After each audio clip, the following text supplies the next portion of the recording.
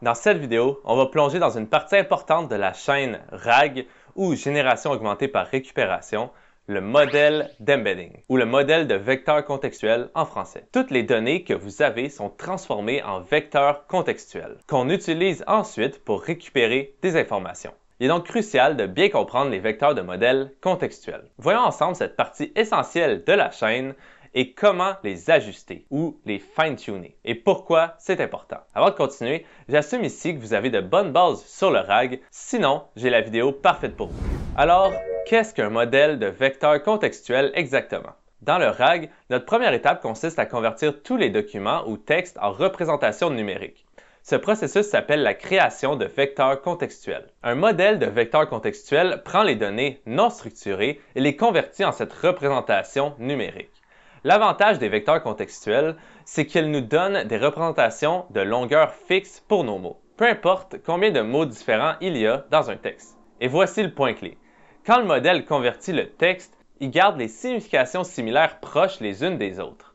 Les modèles de vecteurs contextuels convertissent le texte, mais aussi les images ou de l'audio, comme dans GPT-4o, qui sont des données en haute dimension, en une représentation de dimension plus faible qu'on appelle des vecteurs contextuels, ou encore espace latent, où se trouvent nos vecteurs contextuels. Cet espace latent capture les caractéristiques importantes et les similitudes sous une forme simplifiée.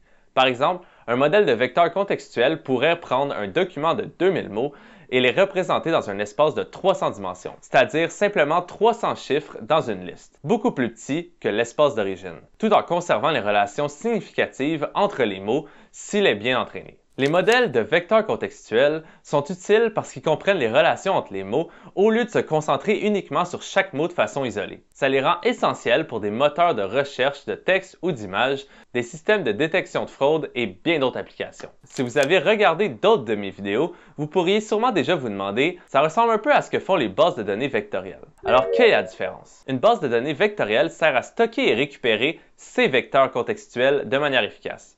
Donc, elle travaille avec eux.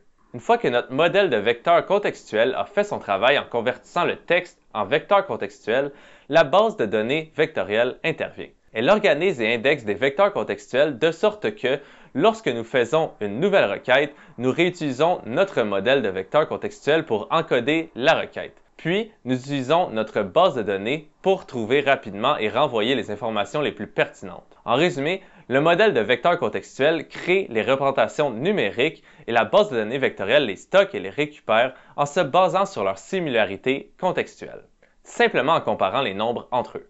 Puisque nous avons pris un petit détour pour parler des bases de données vectorielles, parlons un peu du stockage. Les vecteurs contextuels en haute dimension peuvent être coûteux à stocker. Ils peuvent contenir des milliers de valeurs et on peut en avoir des millions. C'est là que les vecteurs contextuels Matryoshka sont utiles. Imaginez des poupées russes. Elles commencent grandes et deviennent plus petites à chaque fois qu'on en ouvre une. Les vecteurs contextuels Matryoshka fonctionnent de la même manière. Ils commencent avec une grande taille, disons 1024 dimensions, et se réduisent progressivement pendant l'entraînement à quelque chose comme 64 dimensions. À la fin de l'entraînement, même ces vecteurs contextuels plus petits peuvent capturer l'essentiel du sens du texte quasiment aussi bien que les plus grands. On peut alors comparer les plus petits en commençant par les 64 dimensions pour trouver les vecteurs contextuels les plus similaires, puis relancer une recherche sur une représentation plus grande comme 128 pour trouver les plus similaires dans le sous-groupe. Et répéter ce processus jusqu'à ce qu'on remonte à une plus grande dimension qui est nos 1024 de départ. Cette approche permet de rendre le stockage et le calcul pendant l'entraînement et l'ajustement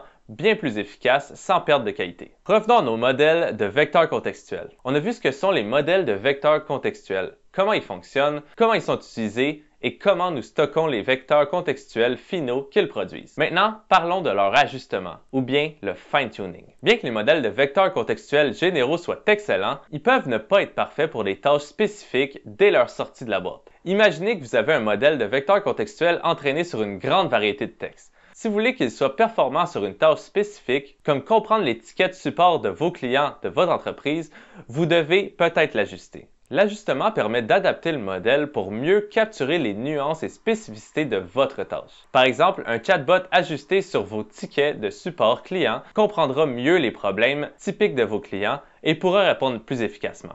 Alors que se passe-t-il réellement lorsque vous ajustez votre modèle de vecteur contextuel? Initialement, un modèle de vecteur contextuel pré-entraîné a une compréhension générale de la langue, avec des données uniformément réparties sur ses couches. L'ajustement modifie cette répartition pour se concentrer davantage sur votre tâche spécifique. Ça signifie que l'espace latent du modèle, cette représentation numérique simplifiée dont nous avons parlé, est ajusté pour former des groupes plus pertinents et spécifiques à la tâche actuelle. Il apprendra à mieux différencier les données dans un domaine particulier alors qu'elles auraient été très similaires avec un modèle plus général. Et donc, en général, les couches inférieures d'un modèle pré-entraîné capturent les caractéristiques fondamentales du langage, tandis que les couches supérieures développent une compréhension spécifique à la tâche pendant l'ajustement. Par exemple, dans notre situation de ticket client, les couches inférieures capturent les caractéristiques fondamentales du langage comme la grammaire, les significations des mots et les structures de phrases de base. Elles reconnaissent par exemple des termes comme remboursement et commande. Cependant, sans ajustement, les couches supérieures du modèle n'ont qu'une compréhension générale des contextes de service client. Lorsqu'il est ajusté sur votre jeu de données spécifique de tickets de support, les couches supérieures du modèle s'ajustent pour comprendre les nuances particulières et les problèmes courants liés à votre entreprise. Ça signifie que le modèle peut reconnaître des problèmes spécifiques et fournir des réponses basées sur le contexte donné. Il peut gérer efficacement un ticket, comme « j'ai besoin d'aide avec ma commande récente et n'est pas encore arrivée », en identifiant ça comme un problème de livraison non reçue basé sur des tickets similaires passés et en trouvant la bonne information dans la base de données pour donner la réponse appropriée au client, au lieu de ressortir toutes les informations liées au mot « commande » par exemple. Ça rend un modèle de vecteur contextuel ajusté meilleur pour gérer des tâches d'un domaine spécifique comparé à un modèle général. L'ajustement d'un modèle de vecteur contextuel implique quelques étapes. Premièrement, il faut sélectionner un modèle pré-entraîné. On commence avec un modèle qui fonctionne déjà bien pour des tâches générales. Ensuite, on prépare nos données. Il faut rassembler et pré-traiter les données spécifiques à votre tâche. Ensuite, on ajuste le modèle. On le réentraîne sur notre jeu de données, souvent en faisant des techniques d'apprentissage par transfert. Finalement, on évalue et on optimise. Il faut tester les performances du modèle et ajuster le modèle pour l'amélioration de la précision. Et enfin, on l'intègre dans notre système. Une fois le modèle ajusté, il faut juste l'intégrer dans le système RAG. Il faut aussi s'assurer que le modèle de vecteur contextuel convertit efficacement les requêtes et documents en vecteurs contextuels que la base de données vectorielle peut rapidement récupérer et comparer. Mais est-ce que c'est toujours nécessaire d'ajuster un modèle de vecteur contextuel? Mais pas forcément. Si un modèle préentraîné général répond à vos besoins, vous n'aurez pas besoin de l'ajuster. C'est pourquoi c'est essentiel d'évaluer correctement votre système dès le début du projet. Mais si votre tâche nécessite une compréhension plus approfondie de contexte ou de nuances spécifiques, l'ajustement est crucial. Il aide le modèle à produire des vecteurs contextuels plus pertinents et plus précis, adaptés à vos besoins spécifiques et à mieux comprendre les différences propres à votre domaine pour trouver les informations pertinentes. L'ajustement peut donc considérablement améliorer les performances du modèle en l'alignant mieux sur votre tâche, ce qui conduit à des résultats plus précis et plus pertinents. C'est extrêmement utile lorsque votre tâche nécessite une expertise poussée qui n'est pas forcément présente dans le système de vecteurs contextuels ou le modèle de langue par défaut que vous utilisez.